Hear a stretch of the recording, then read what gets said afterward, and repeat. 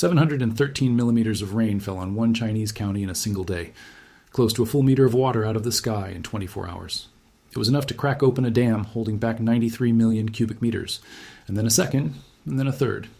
At least 300,000 people are now caught in the flooding across Guangxi. In the next few minutes, I'll show you why the weaker of two typhoons became the deadly one, and why forecasters say the worst may still be ahead. A typhoon made landfall on the southern coast of China on July 3rd, and then it did the single most dangerous thing a tropical system can do. It stopped moving. Most storms come ashore, tear across the land, and weaken within a day as they grind against the terrain and lose their warm ocean fuel. This one did not. The system, identified in early reports as Typhoon Mysak, pushed inland over the Guangxi-Zhuang Autonomous Region in south-central China, and then simply parked itself. It sat over the same ground, hour after hour, day after day, and it never stopped raining. That single fact is the whole story. A moving storm is a problem you can measure in hours. A stalled storm is a problem you measure in days, and the water does not spread out across a long track. It stacks up in one place. Mysak's circulation kept reaching out over the South China Sea, pulling in warm, saturated air, dragging it inland, and wringing it out over the exact same valleys and reservoirs and towns, over and over again. By the time the world started paying attention, this was no longer a wind event. It had become a water event, and the water was winning. You need to understand something about this storm before we go any further. By wind speed, Mysak was not even the strongest system in the Western Pacific at that moment. It was the smaller of two typhoons spinning at the same time. And yet, Mysak is the one now tied to a mass-casualty disaster, because in the physics of rainfall, wind speed is not what kills you. Duration is. A weaker storm that refuses to leave will outkill a monster that races through. That is the lesson buried inside everything that happened next, and it is the reason this catastrophe seemed to come out of nowhere. The rainfall totals climbed into territory that is genuinely hard to picture. In one village in Binyang County, which sits under the administration of the regional capital of Nanning, rain gauges reportedly recorded more than 713 millimeters of rain in a single 24-hour period. Let me put that in terms you can actually feel. 713 millimeters is roughly 28 inches. It is close to a full meter of water falling out of the sky in one day. That is more rain in 24 hours than many cities on Earth receive in an entire year, dropped on one region in the span of a single spin of the planet. Rain like that does not soak into the ground. The soil saturates within hours, and after that, every additional drop becomes runoff. It sheets off hillsides, pours into streams, and streams pour into rivers, and rivers climb toward the tops of their banks and then pass them. Engineers design dams and spillways around what they call a return period, the size of the once-in-50-year storm, or the once-in-100-year storm that a structure is built to survive. A 28-inch single-day rainfall total sits far out on the tail of that distribution, well past what much of this older infrastructure was ever engineered to pass. When the rain exceeds the design storm, the structure is no longer operating inside its safety margin. It is operating on borrowed time. Across Guangxi, rivers rose to critical levels, and behind the dams that were built to hold these rivers in check, the reservoirs began to fill. Not to their normal operating level, not even to their flood season maximum, but beyond the capacity they were designed to survive. Here's the part that matters most. That water infrastructure was not new. Many of these reservoirs and embankments were aging structures that had already been under strain for days as the rain kept falling. Extreme rainfall does not test infrastructure evenly. It finds the weakest link, and it pushes on it without mercy. Every embankment already soaked through, every reservoir already brushing the top of its design, every spillway already running at its limit. Those were the places where the disaster was going to begin. And on Monday morning, in the worst possible way, it did. At approximately 11 o'clock in the morning, local time, the Luluan Reservoir gave way. This was not a small structure.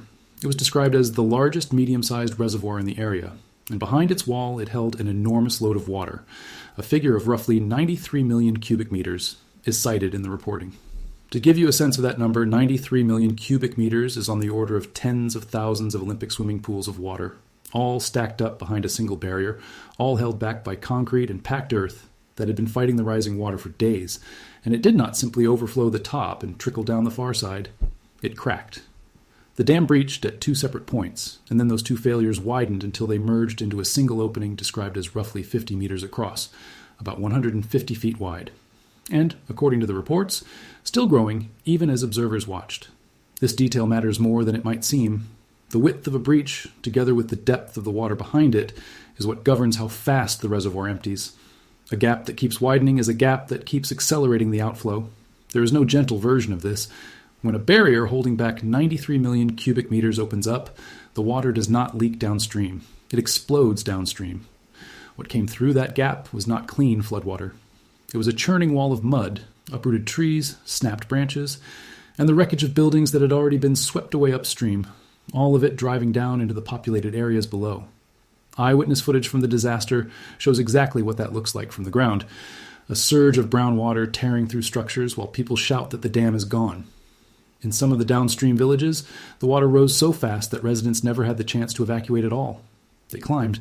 They ended up trapped on second floors and on rooftops, watching the water come up beneath them, with the roads already cut off around them, supplies dwindling, and clean drinking water running short, even as they were surrounded by more water than they could survive. If the story ended with one dam, it would already be a tragedy. But the Luluan failure was not an isolated event, and this is where a bad day becomes a regional catastrophe. According to the reporting, the Yunbyo reservoir was also overtopped and breached. The Sancha and the Chaiwan reservoirs overtopped with structural damage, and in neighboring Binyang County, the Leong reservoir began spilling over its banks as well. Additional smaller dams across the region were flagged as at risk. This is not one structure failing. This is a cascading, near-simultaneous failure of a whole watershed's worth of water control. 5 reservoirs breaching, overtopping, or teetering on the edge. All at once, all in the same saturated region. That distinction is everything. A single dam failure is a local emergency that responders can throw everything at. A cascade of dam failures is a systemic breakdown, because every failure upstream sends more water toward every structure downstream, and each structure that gives way loads the next one. When you see 5 reservoirs in trouble in the same region on the same day, you are not looking at bad luck at one facility. You are looking at a water control network that was collectively overwhelmed by more rain than any of it was ever built to hold. It also does something cruel to the people trying to respond. When one dam fails, crews can concentrate on evacuating the valley below it and shoring up the breach. When several fail or threaten to fail at once, those same crews are pulled in every direction at the same moment, forced to choose which structure to reinforce and which town to warn first, all while the roads they would use to reach any of it are themselves underwater. The cascade does not just multiply the damage. It fractures the response, thins it out, and slows down the very rescues that the rising water is making more urgent by the minute. The human toll from this cascade, as reported so far, is already severe, and the numbers carry a warning label. At least 2 people have been confirmed lost. Roughly 50,000 people have been evacuated. More than 300,000 people have been affected in total, with tens of thousands displaced from their homes, and an unknown number still unaccounted for in the chaos of the first hours. I want to be honest about those figures. In a fast-moving flood disaster, where roads are cut and whole villages are isolated, the early casualty counts are almost always the lowest they will ever be. As rescuers reach the places that are cut off right now, those numbers tend to climb. In response to all of this, authorities in Nanning raised the flood control emergency to level 1. That is the highest tier in China's 4-step flood response system, the level reserved for the worst of the worst, and it is very rarely invoked. That declaration alone tells you how far outside normal this situation had already moved. Let me come back to the thing that makes this disaster so counterintuitive, because it is the key to understanding it. Mysak was the weaker storm. So how did the weaker storm become the deadly one? The answer is that a tropical cyclone is, at its core, a rain machine, and the total rainfall it drops on any single point on the ground comes down to a simple relationship. It is the rate at which the rain falls, multiplied by the amount of time the storm sits overhead. That is it. Rate times duration. Now think about what that means. A storm racing along at 25 kilometers an hour spreads its rainfall across a long track. Any one town underneath it gets a few hours of heavy rain, and then the storm moves on to the next town, and the next, sharing the misery but never dumping the whole load in one spot. Picture 2 storms with the exact same rain rate. One moves at a brisk pace and gives each town 3 hours of rain before it passes. The other stalls and gives one town 3 days of that same rain. The moving storm might leave a few inches behind. The stalled storm leaves the better part of a meter on the same ground with nowhere for it to go. Same storm on paper. Completely different outcome on the ground. A storm that stalls does the opposite of a healthy one. It delivers that same intense rain rate to the same ground for days on end. The totals do not spread out. They stack up higher and higher in one place until you get numbers like 700 millimeters in a day. This is why so-called weak, stalled systems routinely kill more people than powerful, fast-moving hurricanes. The danger does not scale with the wind. It scales with how long the storm refuses to leave. So why did this one stall? Storms do not steer themselves. They get pushed along by the larger scale winds around them, the ridges of high pressure, the troughs of low pressure, the great monsoon circulations that act like currents in a river carrying a leaf downstream. When those steering currents are strong, a storm gets swept along and keeps moving. But when they weaken, or when two of them push against each other and cancel out, the storm loses its push. It stops being carried anywhere. It meanders, or it just sits, spinning in place. Mysak did not stall because it was strong. It stalled because the atmosphere around it stopped pushing. That was the single decision the sky made, and everything downstream, the rising rivers, the failing dams, the rooftop rescues, followed from it. There's one more piece of context worth naming carefully. We are living on a warmer planet, and a warmer atmosphere holds more water vapor, roughly 7% more for every degree Celsius of warming. Warmer seas also hand storms more moisture and more energy to work with. That does not mean anyone can blame this specific storm on climate change, and I'm not going to pretend the science lets us do that. But it does mean the background conditions that make extreme rainfall totals and strange, stalling storm behavior more likely are trending in the wrong direction over time. That is the stage this disaster was performing on.